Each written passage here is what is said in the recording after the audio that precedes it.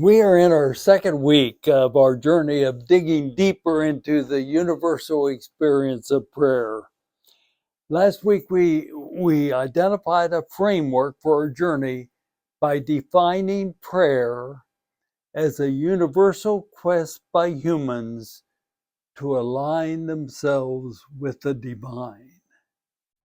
We're taking this journey as those who follow Jesus, but recognize this quest is a practice in every faith movement.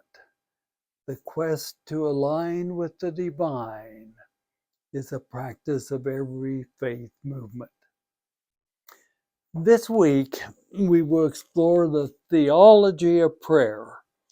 Now, theology is a word that sometimes sort of, we pull back from because we think it's only for the professionals and elite. But theology is simply the study of God. Ology refers to study. Zoology, the study of animals, for instance. Ology refers to study. Theos refers to God.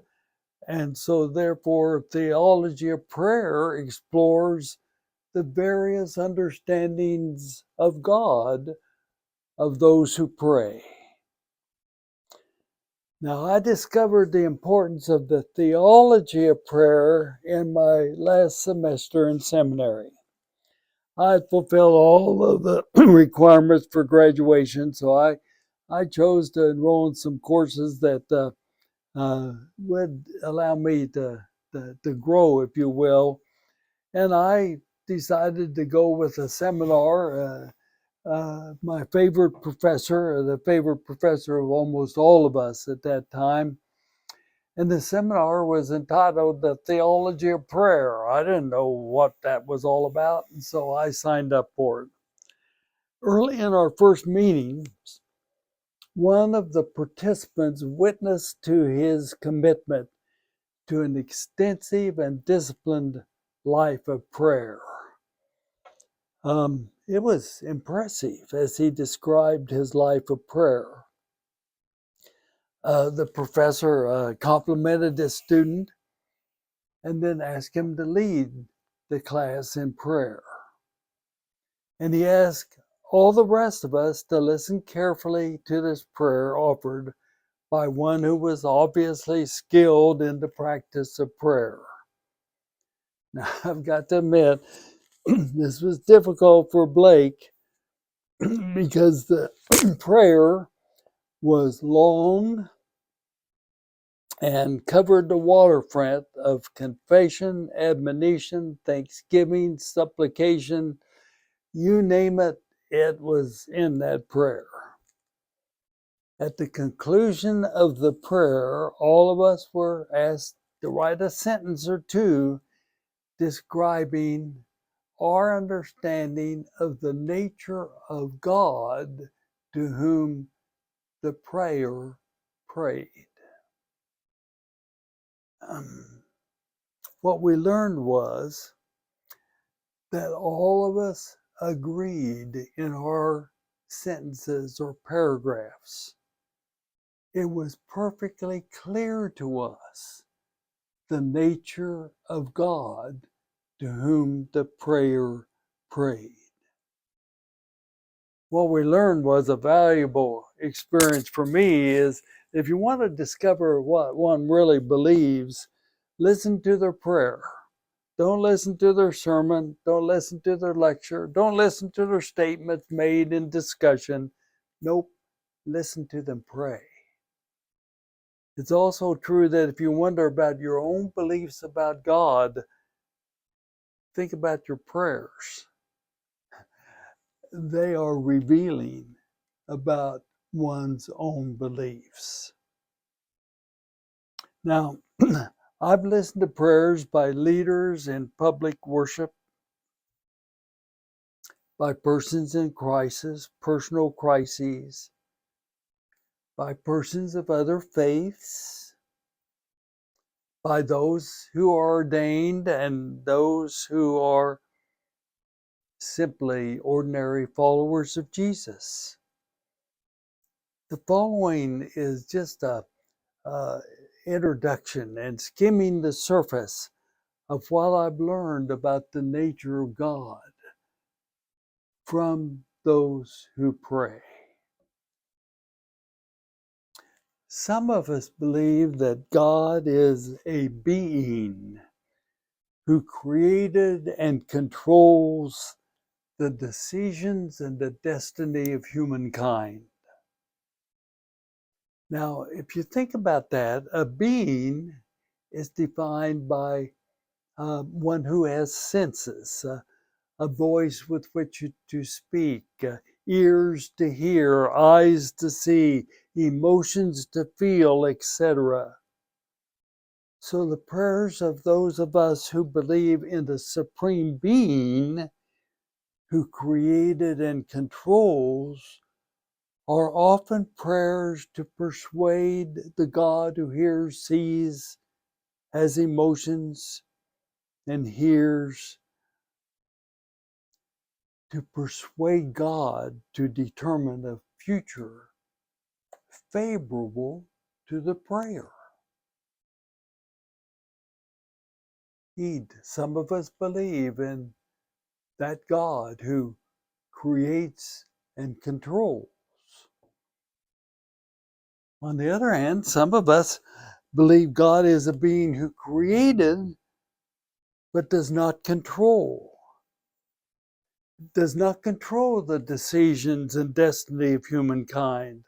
God has created the order and the standards for human behavior, but has given humankind the freedom to obey or disobey. The prayers of those of us who believe in a God who created but does not control, but simply revealed what is right and wrong, faithful and unfaithful, these are often prayers of confession and exercises of meditation to discern and discover God's will. Others of us believe that God is a spirit. And a spirit is not defined by having senses. That's God as a being. But God is a spirit, is the spiritual journey which can be identified as one surrendering to a will that is not their own. The prayers of those of us who believe in God as a spirit which enables surrendering one's will to the divine will are often prayers that put aside personal needs and desires, resulting in a new life, new ways, a renewal of mind and heart is the prayer of those who believe in God as spirit. Others believe that God is a mystery that cannot be defined. For Christians who believe that God is mystery, God's nature is simply love, which can be experienced but not defined or explained. The mystery is beyond the human mind to comprehend. And the prayers of those who believe in God as mystery are often prayers of thanksgiving, prayers of awe, and prayers of wonder. Now, these examples are only a summary which skims the surface of the theology of the prayer. However, this summary is also sufficient to understand why experiences of prayer are so varied, often confusing, often contradictory, And the reason for these varieties, controversial and confusing experiences of prayer, is because we have differing beliefs about God. You see, our theology, our study, and our belief in God is determinative in our life of prayer. Whose theology is right? Whose theology is wrong? We live with the questions, not the answers.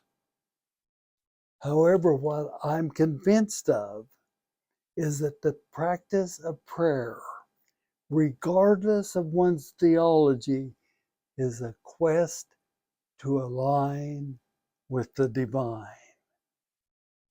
You see, this quest to align with the divine is the uniting force in the faith community. This common quest is the magnet which enables those whose theology differs still to cling to each other in community, to follow Jesus in faith, hope, and love. The greatest of these is love. And so, regardless of the theology, regardless of the different expressions and experience of prayer, we are united in our quest to align with the divine. So, when I'm in the presence of one who prays in ways with which I cannot identify, I can see beyond their words and practices and see their desire to be aligned with the divine, which requires on my part an attitude of grace, not judgment, towards those whose life of prayer is different than my own. Yeah, you see, to summarize, controversial, confusing, and varied experience of prayer is a consequence of different theologies. However, the practice of prayer is the same, a quest to align with the divine. For your thought and conversation about the theology of prayer, first of all, the question, how does your personal practice of prayer reflect your belief in God? Secondly, how has your practice of prayer changed from childhood to adulthood? And the following question, therefore, how has your theology changed from childhood to adulthood? Enjoy your thought, enjoy your conversation as we continue digging deeper into the experience of prayer.